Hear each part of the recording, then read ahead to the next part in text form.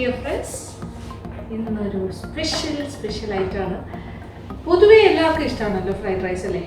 അപ്പോൾ എനിക്കും ഇഷ്ടമാണ്. നമ്മൾ എല്ലാ ബ്ലോഗ്സിൽ തന്നെ ചൈനീസ് ഫ്രൈഡ് റൈസ് ഓൾറെഡി കാണിച്ചതാണ്. അത് നമുക്ക് മില്യൺ വ്യൂസിൽ കൂടുതലുള്ള വീഡിയോ ആണ്. അപ്പോൾ ഇന്നും ഒരു ഫ്രൈഡ് റൈസാണ്, പക്ഷേ അതിൽ നിന്നൊക്കെ എൻറ്റയർലി ഡിഫറെൻ്റ് ആണ് ഈ ഫ്രൈഡ് റൈസ്. എനിക്കിത് വലിയ ഇഷ്ടമുള്ളൊരു ഫ്രൈഡ് റൈസാണ്. ഉണ്ടാക്കാൻ ഏറ്റവും എളുപ്പമുള്ളൊരു ഫ്രൈഡ് റൈസായിട്ട് എനിക്ക് തോന്നാറുണ്ട്. ഇത് ചൈനീസ് ഫ്രൈഡ് റൈസ് അല്ല, ഇതൊരു തായ് ഫ്രൈഡ് റൈസാണ്. അപ്പോൾ തായ്ലൻഡ് ആണ് ഫ്രൈഡ് റൈസ്. ഇതെൻ്റെ ഒരു പഴയ റെസിപ്പിയാണ്. കുറേ നാളുകൾക്ക് മുന്നേ ഞാനൊരു തായ് ലേഡിയുടെ അടുത്ത് കുറേ നാൾ മുന്നേ, ഒരുപാട് വർഷങ്ങൾക്ക് മുന്നേ പോയി കുറച്ച് കുക്കിങ്ങിൻ്റെ അവരുടെ തായ് ഡിഷസിനെ കുറിച്ച് കൂടുതൽ പഠിച്ചിട്ടുണ്ട്. കുറച്ച് തായ് സ്പെഷ്യാലിറ്റീസ്, അവരുടെ ഇൻഗ്രീഡിയൻസിനെ കുറിച്ച്, അവരുടെ ഒരു വേ ഓഫ് മേക്കിംഗ് എങ്ങനെയാണ്, അവരുടെ എല്ലാം ഡിഫറെൻ്റ് ആണ്. അതേസമയം മലയാളികൾക്ക് ഇഷ്ടപ്പെടുന്ന ഒരു ടൈപ്പ് ഓഫ് കുക്കിംഗ് ആണ് തായ് ക്യൂസിൻ എന്ന് പറഞ്ഞത്. അപ്പോൾ പ്രത്യേകിച്ച് പറഞ്ഞാൽ നമുക്ക് സ്പൈസി ആയിട്ടുള്ള ഫുഡ് ഇഷ്ടമാണല്ലോ. അതുപോലെ അവർക്കും ഈ ബേർഡ് ചില്ലി, അതായത് നമ്മുടെ കാന്താരിമുളക് പോലെയുള്ള കാര്യങ്ങൾ, പിന്നെ ഗ്യാലങ്കൽ, ലെമൺ ഗ്രാസ്, ഇത്തരം കാര്യങ്ങളൊക്കെ അവരുടെ സ്പെഷ്യലാണ്. പിന്നെ ഒരു പുളി, അതായത് കാഫർ, ലൈം ലീവ്സ് ഒക്കെ വെച്ചിട്ടുള്ള കുറേ കാര്യങ്ങൾ. ഫിഷ് സോസ് അവർക്ക് പ്രധാനമാണ്, ഫിഷ് സോസ് എന്ന് പറഞ്ഞിട്ട്. അത് പക്ഷേ നമുക്ക് പിടിക്കില്ല. അത് വേറൊരു ഭയങ്കര ഒരു പഞ്ചൻ സ്മെല്ലാണ്. അതേസമയം നമുക്കത് സബ്സ്റ്റിറ്റ്യൂട്ടായിട്ട് നമുക്ക് ഉപ്പ് ചേർത്താലും മതിയെന്ന് പറയാറുണ്ട് അവർ. അപ്പോൾ അങ്ങനെ കുറേ കാര്യങ്ങൾ മനസ്സിലാക്കിയത്. അപ്പോൾ ആ സമയത്താണ് ഈ തായ് ഫ്രൈഡ് റൈസ് ഞാൻ അവിടെ നിന്നാണ് ഇത് മനസ്സിലാക്കിയത്. അപ്പോൾ അത് ഞാൻ അന്ന് തൊട്ട് നമ്മളുടെ മാജിക് അവനിലും കാണിച്ചിട്ടുണ്ട്. ഞാൻ ചില ഡെമോസിനൊക്കെ പല സ്ഥലത്ത് ഇങ്ങനെ ഡെമോൺസ്ട്രേഷൻസ് നടത്താൻ പോകാറുണ്ടായിരുന്നു, ഗൾഫ് കൺട്രീസിലും പല രാജ്യങ്ങളിലും. അപ്പോൾ അവിടെ എല്ലാം ചില സ്ഥലങ്ങളിലൊക്കെ ഞാൻ കാണിച്ചിട്ടുണ്ട്. എനിക്കിഷ്ടമാണ് ഈ റെസിപ്പി. എന്ന് വെച്ചാൽ നമുക്കൊരു ലൈവ് ഓഡിയൻസിൻ്റെ ഫ്രണ്ടിൽ പെട്ടെന്ന് ചെയ്യാൻ പറ്റുന്നൊരു കാര്യമാണ്. കാര്യം ഇതിന് ചോറ് ഇങ്ങനെ നേരത്തെ വേവിച്ച് വെച്ച് കഴിഞ്ഞാൽ എല്ലാ കാര്യങ്ങളും ഈസിയാണ്. അതായത് ഇത് നോക്കിയേ, ബസ്മതി റൈസ് അത് ഞാനിങ്ങനെ വേവിച്ച് വെച്ചിട്ടുണ്ട്. ഇത് ഇച്ചിരി കൂടുതലുണ്ട്, ഇത്രയും വേണ്ട. ഞാനിപ്പോൾ വേവിച്ചപ്പോൾ 1 കിലോ വേവിച്ചു. കുറേ വേറെ 2-3 കാര്യങ്ങളും കൂടി ഉണ്ടാക്കാനുണ്ടായിരുന്നു, അത് കാരണം കൂടുതൽ വേവിച്ച് വെച്ചു. ഇതിൽ നിന്ന് നമ്മൾ 4 കപ്പ് റൈസ് ആയിരിക്കും എടുക്കുന്നത്. ഞാനിപ്പോൾ 240 ml കപ്പാണ് യൂസ് ചെയ്യുന്നത്. ഇനി നിങ്ങൾ ഏത് കപ്പാണ് എടുക്കുന്നത്, 250 ആണെങ്കിലും കുഴപ്പമില്ല, 240 ആണെങ്കിലും കുഴപ്പമില്ല. അപ്പോൾ അതാണ് ഒരു കാര്യം. പിന്നെ വേണ്ട കാര്യങ്ങൾ എല്ലാം ഇവിടെ റെഡി. ഇതിലൊരു പ്രധാന കാര്യം എന്ന് പറഞ്ഞാൽ പ്രോൺസ് ആണ് ചേർക്കുന്നത്, ചെറിയ കുഞ്ച്. അപ്പോൾ അതാണ് സത്യം പറഞ്ഞാൽ ഈ തായ് ഫ്രൈഡ് റൈസിനൊരു ഫ്ലേവർ കൊടുക്കുന്നത്. ഇപ്പോൾ പ്രോൺസ് കഴിക്കാത്തവരാണെങ്കിൽ ഇതിന് പോലെ ചിക്കനൊക്കെ ചേർത്തോളൂ, കുഴപ്പമില്ല. അപ്പോൾ ഇത് കാര്യം. പിന്നെ 4 ഇടത്തരം ടൊമാറ്റോ വേണം, പിന്നെ 2 സവാള, പിന്നെ ഇതൊരു വളരെ പ്രധാനപ്പെട്ട കാര്യമാണ് സ്പ്രിംഗ് ഓണിയൻ. സ്പ്രിംഗ് ഓണിയൻ ഒരു 8 എണ്ണം എടുത്ത് വയ്ക്കണം. എണ്ണയെ തന്നെ എടുത്തോളൂ, 8 എണ്ണം. ഓക്കെ. ആൻഡ് 2 eggs, 2 മുട്ട, അത് ഓക്കെയാണ്. പിന്നെ വെളുത്തുള്ളി, ഇതൊക്കെയാണ് അതിൻ്റെ മെയിൻ ഫ്ലേവർ കാര്യങ്ങൾ. അപ്പോൾ ഞാൻ കാണിച്ചു തരാം. ഇനി എല്ലാം അരിഞ്ഞു തുടങ്ങാം. ഓക്കെ. അരിയുന്ന കാര്യം പറയുമ്പോൾ എന്തൊക്കെയാണെന്ന് പറയട്ടെ. അതായത് സവാള അരിയുന്നതിന് ഒരു പ്രത്യേക രീതിയിലാണ് അരിയേണ്ടത്. നമ്മൾ സാധാരണ ഒന്നുകിൽ നീളത്തിന് അരിയും, പിന്നെന്താ, അല്ലെങ്കിൽ നമ്മൾ ഫൈൻലി ചോപ്ഡ് അങ്ങനെയൊക്കെയല്ലേ ചെയ്യുന്നത്. ഇത് ചെറിയ ചതുര കഷ്ണങ്ങളായിട്ടാണ് മുറിക്കേണ്ടത്. ഇങ്ങനെ മുറിക്കുക, എന്നിട്ട് ഇങ്ങനെ സ്ക്വയർ പീസസ്. അപ്പോൾ ഇതിങ്ങനെ എടുക്കുമ്പോൾ ഇങ്ങനെയൊക്കെ വരും, ഇളകി വരുമ്പോൾ നമ്മളിങ്ങനെ വഴറ്റുന്ന സമയത്ത് അത് എതിളുകളായിട്ട് സ്ക്വയർ പീസസ് ആയിട്ട് വരും, ചെറിയ ചെറിയ കഷ്ണം. ഇങ്ങനെയാണ് ഇത്. സത്യം പറഞ്ഞത് മുറിക്കാൻ എളുപ്പമല്ലേ, ഇങ്ങനെ ചെയ്യുന്നതാണ് ഏറ്റവും എളുപ്പം.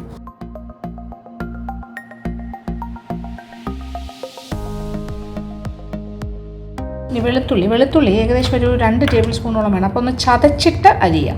ഇത് ഞാൻ ചതച്ച് വെച്ചിട്ടുണ്ട്, തൊലി കളയാനായിട്ട് ചതച്ചതാണ്. അപ്പോൾ ചതഞ്ഞ് കിട്ടുകയും ചെയ്തു, അതിൻ്റെ തൊലി ഇളക്കാനും കുറച്ച് ഈസിയാണ്. എന്നിട്ടിങ്ങനെ അരിയാം. ഓക്കെ. അത് ചെറുതായിട്ട് അരിയാം, നോ ഇഷ്യൂസ്.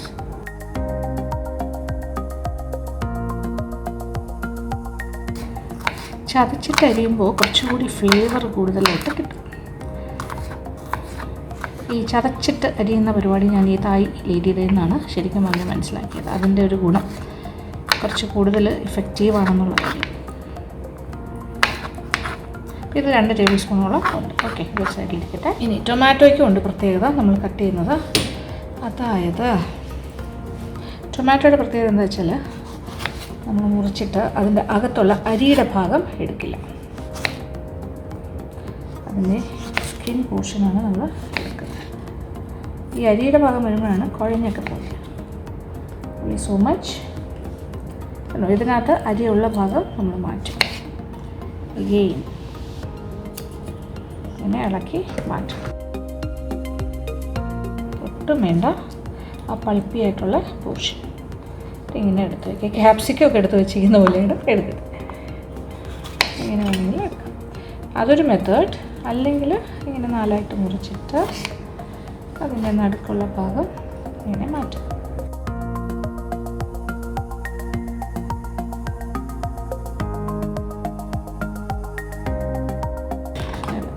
ഞാൻ പറഞ്ഞില്ലേ ഏതാണ്ട് ഒരു ക്യാപ്സിക്കം മോഡലിലാണ് കാര്യങ്ങൾ പോകുന്നത്.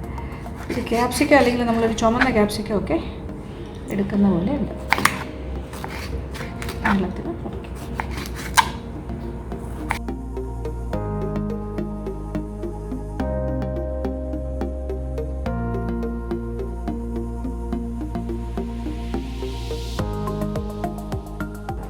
സ്പ്രിംഗ് ഓണിയൻ്റെ കട്ടിംഗ് എന്ന് പറയുമ്പോൾ അതിൻ്റെ ഈ ഭാഗം വരുന്ന ഈ ബൾബ് പോർഷൻ ഇങ്ങനെ തന്നെ അരിയാം. ഓക്കെ, ഇങ്ങനെ അരിയാം. എന്നിട്ട് വലിയ ഇഷ്ടമാണ് സ്പ്രിംഗ് ഓണിയൻ അരിയാൻ, ഭയങ്കര ഈസിയല്ലേ. എന്നിട്ട് ഇനി ഇങ്ങോട്ടുള്ള ഭാഗം കുറച്ചുകൂടി നീളത്തിന് അരിയണം.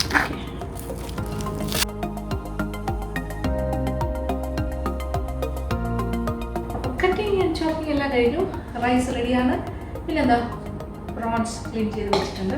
ഇനി നല്ല ചൂട് കട്ടിയുള്ള പാത്രം, നല്ലൊരു വോക്കാണ് വേണ്ടത്. നമുക്ക് അതിൻ്റെ ആവശ്യമില്ല, നമുക്ക് നല്ല പാത്രമാണ്. അല്ലെങ്കിൽ ഇങ്ങനെ കാണിക്കുന്നുണ്ടല്ലേ, ചൈനീസുകാരാണെങ്കിലും തായ് ആണെങ്കിലും നല്ലൊരു അങ്ങനത്തെ ഒരു പിടിയുള്ള പാത്രമായിരിക്കും എപ്പോഴും ഈ ഫ്രൈഡ് റൈസ് പോലുള്ള കാര്യങ്ങൾ ചെയ്യുന്നത്. ഇത് ഫാസ്റ്റ് കുക്കിംഗ്. പിന്നെ അത് മാത്രമല്ല നല്ല ഹൈ ഹീറ്റിലാണ് സാധാരണയായിട്ട് ഈ ചൈനീസ് ആണെങ്കിലും തായ് കുക്കിംഗ് എല്ലാം നടക്കുന്നത്. അപ്പോൾ ഈ ഇങ്ങനെ അരിഞ്ഞ് സെറ്റ് ചെയ്ത് വയ്ക്കുക എന്നുള്ളതാണ് ഏറ്റവും ഇമ്പോർട്ടൻറ്റ്. മനസ്സിലായി, എല്ലാം അരിഞ്ഞ് കറക്റ്റ് പ്രിസിഷനിൽ ചെയ്ത് വെച്ച് കഴിഞ്ഞാൽ ഉണ്ടാക്കലെന്നൊക്കെ പറഞ്ഞാൽ അത്രയും ഫാസ്റ്റാണ്. ഇനി നമുക്ക് ചെയ്യാൻ വേറൊന്നുമില്ല. കുറച്ച് എണ്ണ ഒഴിക്കുന്നു, പിന്നെ മുട്ടയുണ്ട് കേട്ടോ. മുട്ട ചേർക്കുന്ന സ്റ്റേജ് ഞാൻ കാണിച്ചു തരാം. ഒരു 2 ടേബിൾ സ്പൂൺ ഓയിൽ. ഇനി ബാക്കി പരിപാടികളെല്ലാം ഇതിനകത്ത്.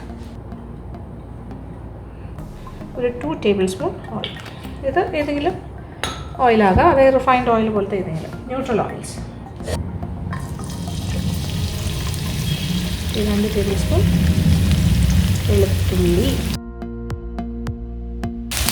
ഇതാണ് ആദ്യത്തെ കാര്യം. ഇത് ചെറുതായി ഒന്ന് വാടി തുടങ്ങുമ്പോൾ നമ്മൾ എന്താ ചെയ്യുക, നല്ല മണം വരും. ആ ഒരു മണം വരുമ്പോൾ എണ്ണയിൽ ഗാർലിക് ഇങ്ങനെ വാടി വരുന്നത് ഇത്ര മണമാണ്. ഒരു ഡിഫറെൻറ്റ് വന്നിട്ടില്ല. വന്ന് തുടങ്ങുമ്പോൾ നമ്മൾ സവാള ചേർക്കാം.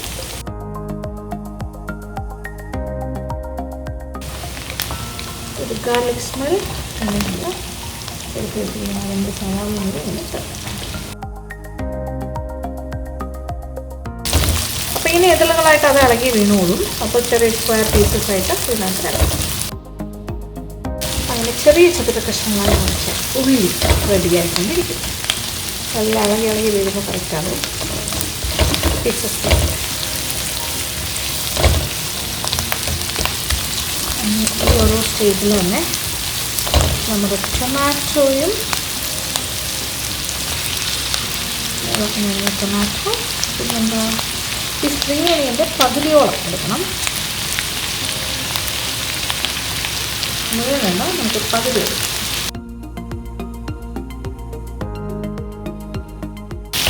ഇനി ഇതിനകത്ത് നമ്മൾ എന്താ ചെയ്യണം, നമ്മൾ കൊഞ്ചിൻ്റെ 1 കപ്പ് കൊഞ്ചാണ് ഞാൻ എടുത്ത് വയ്ക്കുന്നത്. അതിനടുത്ത്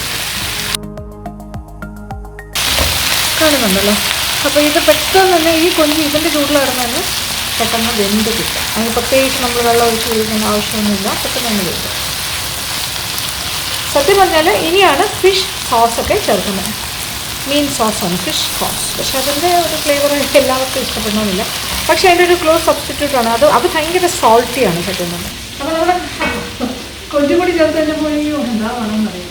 അപ്പോൾ കൊഞ്ച് കഴിക്കുന്ന ആൾക്കാരാണെങ്കിൽ ചിക്കൻ ചേർക്കാം. പക്ഷേ ഈ ഒരു ഫ്ലേവർ എന്തായാലും കിട്ടില്ല. പിന്നെ വെജാണെങ്കിൽ ഓക്കെ, കുഴപ്പമില്ല, കൊഞ്ചൊന്നും വേണ്ട, അല്ലാതെ തന്നെ ചെയ്യാം. ഓക്കെ, സാരമില്ല.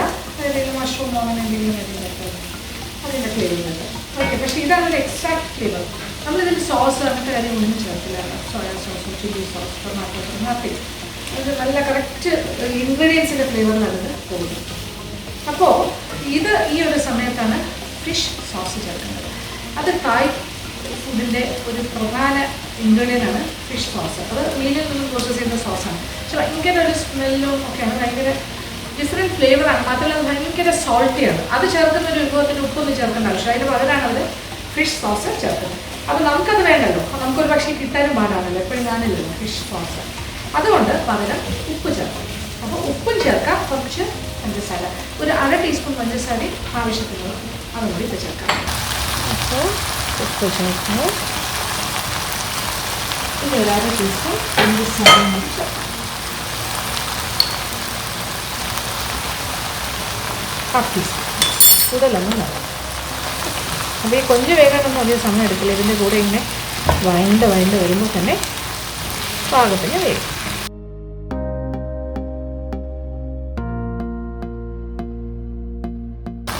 റൈസിന് നമ്മൾ ഉപ്പ് ചേർത്താണ് വേവിച്ചിരിക്കുന്നതെങ്കിൽ അത് അനുസരിച്ചിട്ടാണ് നമ്മൾ ഇതിൽ ഉപ്പ് ചേർക്കുന്നത്. അല്ലെങ്കിൽ ഉപ്പ് കൂടിപ്പോയാലോ ഒന്നും. നല്ലൊരു ഫ്ലേവർ.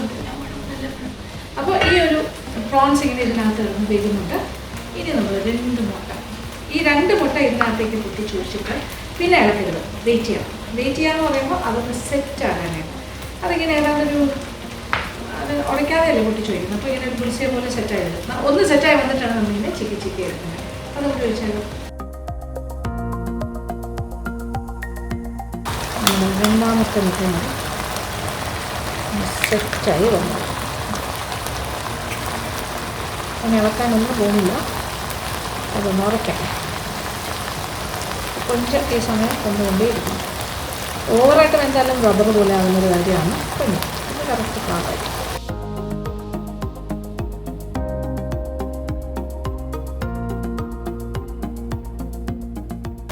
ആ വൈറ്റൊക്കെ സെറ്റായി തുടങ്ങി. ഇനി യെല്ലോ ഒക്കെ ഒന്നുകൂടി ഒന്ന് സെറ്റായി തുടങ്ങി.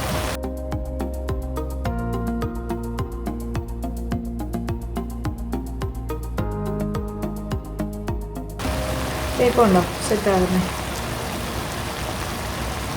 ഗ്രീസയൊക്കെ സെറ്റാകുന്ന പോലെ ഇതിൽ ഉറച്ചുകൊണ്ടിരിക്കും. ഇളക്കുന്നതല്ല, ജസ്റ്റ് ഒന്ന് വഴി റെഡിയാക്കി കൊടുക്കാം. ക്ലിയറൻസ്.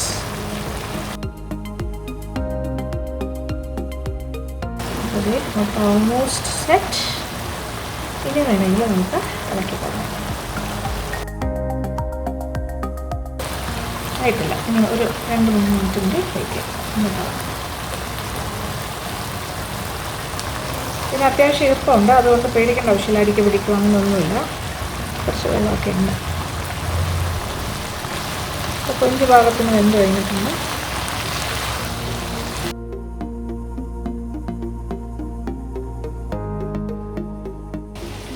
മുട്ട ഇങ്ങനെ സെറ്റാകുന്ന നോക്കി ഞാൻ ഇതിൻ്റെ വെയിറ്റിങ്ങിലാണ്. മുട്ടയ്ക്ക് ഇച്ചിരി കൂടുതൽ സമയം എടുക്കുന്നു സെറ്റായി. പക്ഷെ കുഴപ്പമില്ല, സെറ്റായിട്ട് അടയ്ക്കാമല്ലോ. അതാണ് അതിൻ്റെ ഒരു രീതി. അപ്പോൾ കുറച്ചുകൂടി വലിയ പീസസ് ആയിട്ട് നമുക്ക് ഇങ്ങനെ സ്ക്രാമ്പിൾ ചെയ്യുമ്പോൾ കിട്ടും. ഓക്കെ, ഇനി നമുക്ക് വേണമെങ്കിൽ ഇച്ചിരി വലിയ മുട്ടയുടെ പീസസ് സ്ക്രാമ്പിൾ ആകുമ്പോൾ കിട്ടും.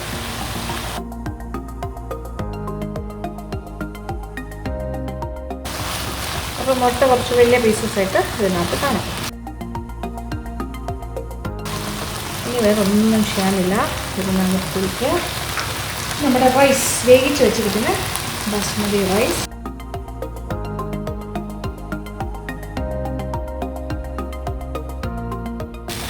നമ്മുടെ ഫ്രൈഡ് റൈസ് കേക്കിങ് റെഡി. അപ്പോൾ നല്ല ഫ്ലെയിമിലാണ് ഞാൻ ഇത്ര നേരവും ചെയ്തുകൊണ്ടിരുന്നത്. അങ്ങനെ തന്നെ കണ്ടിന്യൂ ചെയ്യാം.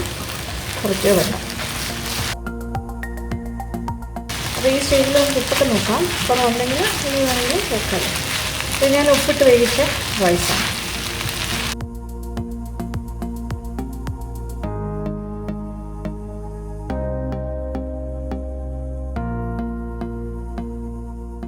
ഒരല്പം ഉപ്പിൻ്റെ ഒരു കുറവുണ്ട്, ഒരല്പം കൂടി ചേർക്കാം. നമ്മൾ 1/2 ടീസ്പൂൺ പഞ്ചസാര ഓൾറെഡി ചേർത്ത് കഴിഞ്ഞു, ഇനി ആവശ്യമില്ല. ഒരു 5 മിനിറ്റും കൂടി ഇങ്ങനെ ഹൈ ഫ്ലെയിമിൽ സോട്ട് ചെയ്യും. ഇപ്പോൾ ഒരു 5 മിനിറ്റ് ഞാൻ വീണ്ടും ആ ഹൈ ഫ്ലെയിമിൽ തന്നെ ഇങ്ങനെ വഴറ്റിക്കൊണ്ടിരിക്കുകയാണ്. സംഭവം റെഡി ആയി കഴിഞ്ഞു.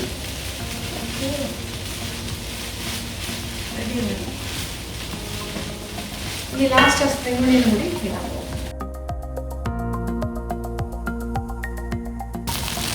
തീ ഓഫ് ചെയ്യാം. Nothing more. പത്രത്തിലേക്ക് എടുത്ത് വെച്ചാൽ നല്ല മണവും എന്താ രുചി എന്ന് പറഞ്ഞാൽ നമ്പർ 1 ആണ്. ഭയങ്കര രുചിയാണ് കേട്ടോ. അപ്പോൾ നിങ്ങൾ ഒരു കാര്യം ചെയ്യണം, മുട്ട ഇതിലോട്ട് ഇടുന്ന സമയത്ത് റൈസ് ഇച്ചിരി ഒന്ന് നീക്കിയിട്ട് മുട്ട ഇട്ടിട്ടൊന്ന് സെറ്റാക്കി എടുക്കുക. അപ്പോൾ കുറച്ചും കൂടി പെട്ടെന്ന് സെറ്റായി കിട്ടും. ഞാനിട്ടപ്പോൾ റൈസിൻ്റെ മേളിലല്ലേ ഞാനിട്ട്, അപ്പോൾ അതുകൊണ്ടാണ് കൂടുതൽ സമയം എടുത്തത്. അപ്പോൾ ഡയറക്റ്റായിട്ട് റൈസ് ഇച്ചിരി ഒന്ന് നീക്കി വെച്ചിട്ട് ആ ചട്ടിയിലേക്ക് തന്നെ ഒഴിക്കുകയാണെങ്കിൽ നമ്മൾ പൂൾസയൊക്കെ ചെയ്യുന്നതിൽ പെട്ടെന്ന് സെറ്റാകും. അത് കഴിഞ്ഞാൽ നമുക്ക് ഇളക്കിയെടുക്കുമ്പോൾ ഈസി ആയിരിക്കും. ഒന്ന്. രണ്ടാമത്തെ കാര്യം, അത് കുറച്ചുകൂടെ വലിയ ചങ്കി പീസസ് ആയിട്ട് കിട്ടാൻ വേണ്ടിയിട്ടാണ് അങ്ങനെ ചെയ്യുന്നത്. അപ്പോൾ ഇനി എന്തായാലും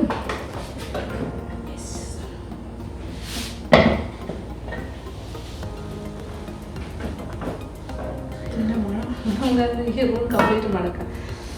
നമ്മുടെ ഈ ഒരു ടെറസ് കിച്ചൺ നല്ല ഒരു തായ് ഫ്രൈഡ് റൈസിൻ്റെ മണത്തിലാണ്.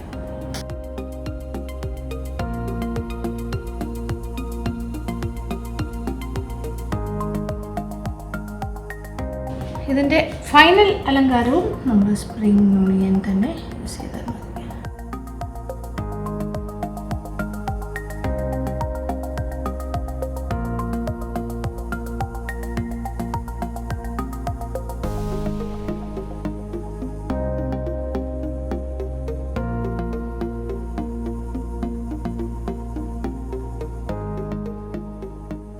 സത്യം പറഞ്ഞാൽ ഈ ഒരു തായ് ഫ്രൈഡ് റൈസിൻ്റെ മണം കൊണ്ടിരിക്കുന്നത് നിൽക്കാൻ വയ്യ. രക്ഷയില്ല കേട്ടോ ഫ്ലേവർ. ഇനി നമ്മളൊരു ടേസ്റ്റിംഗ് ഓക്കെ.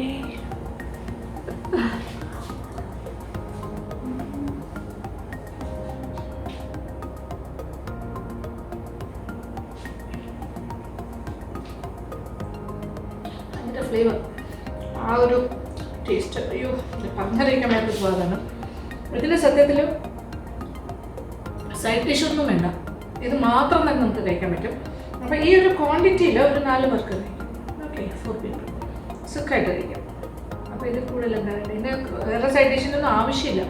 ഒരു പ്രോൺസൊക്കെ ഉണ്ടല്ലോ എല്ലാം കൂടി ചേർന്ന്, പിന്നെ നമ്മൾ വേറെ എന്തെങ്കിലും ഇപ്പോൾ ചപ്പാത്തിയോ റോട്ടീസോ പൊറാട്ടാസോ അങ്ങനെ എന്തെങ്കിലുമൊക്കെ ഉണ്ടാവും, ഒരു കറി ഉണ്ടാവും, അതിനൊക്കെ കറി ഉണ്ടാവും. പക്ഷേ ഇതൊരു മെയിൻ ഐറ്റമായിട്ട് സുഖമായിട്ട് കഴിക്കാം. അപ്പോൾ പാർട്ടീസിനും അല്ലാതെയും ഒക്കെ ചെയ്യാം. അത് കുഞ്ഞുങ്ങൾക്ക് സ്കൂളിൽ കൊടുത്തയക്കാനും വളരെ ഗംഭീരമായിരിക്കും. അപ്പോൾ പ്രോൺസ് ഇഷ്ടമില്ലാത്തവർക്ക് അതിൻ്റെ സബ്സ്റ്റിറ്റ്യൂട്ട് ചെയ്തോളൂ. വെജിറ്റേറിയൻസും അതിന് പകരമായിട്ട് മഷ്റൂംസ്, പനീർ, അങ്ങനെ എന്തെങ്കിലും ഒരു ഓപ്ഷൻ വെച്ചിട്ട്, ഇത് തോഫു വെച്ചിട്ട് ചെയ്യാമല്ലോ. അപ്പോൾ നമ്മൾ തായാണ് ചെയ്യുന്നതെങ്കിൽ പനീർ വേണ്ട, തോഫു തന്നെ ചെയ്തോളൂ. തോഫു പറഞ്ഞാൽ സോയാബീൻ മിൽക്കിൽ നിന്നുണ്ടാക്കുന്ന ഒരു ടൈപ്പ് പനീറാണ്. കുറച്ചൊരു സോഫ്റ്ററാണ് ടെക്സ്ചർ. അപ്പോൾ ചെയ്ത് നോക്കുക അല്ലേ. അപ്പോൾ എന്തായാലും ഇത് ട്രൈ ഔട്ട് ചെയ്യാൻ പറ്റുന്ന ഒരു എക്സലൻ്റ് ആയിട്ടുള്ളൊരു അടിപൊളി വിഭവമാണ്. പരീക്ഷിച്ച് നോക്കണം. പിന്നെ അത് കഴിഞ്ഞിട്ട് നിങ്ങൾ എൻ്റെ ഫീഡ്ബാക്ക്സ്, ഇതിനെക്കുറിച്ചുള്ള ഫീഡ്ബാക്ക്സ് എല്ലാം എനിക്ക് കമൻറ്റ് ബോക്സിലൂടെ തരാം. അപ്പോൾ താങ്ക് യു സോ മച്ച്. ഇത് ഇഷ്ടപ്പെട്ടിട്ടുണ്ടെങ്കിൽ എന്താ ചെയ്യേണ്ടത്, നിങ്ങളുടെ ഫ്രണ്ട്സായിട്ടൊക്കെ ഒന്ന് ഷെയർ ചെയ്യുക, എനിക്കൊരു ലൈക്ക് തരിക, നല്ലൊരു കമൻറ്റ് ചെയ്യുക. ഓക്കെ, അപ്പോൾ വളരെ സന്തോഷം. Thank you for watching and keep on watching Lakshmi Nair vlogs.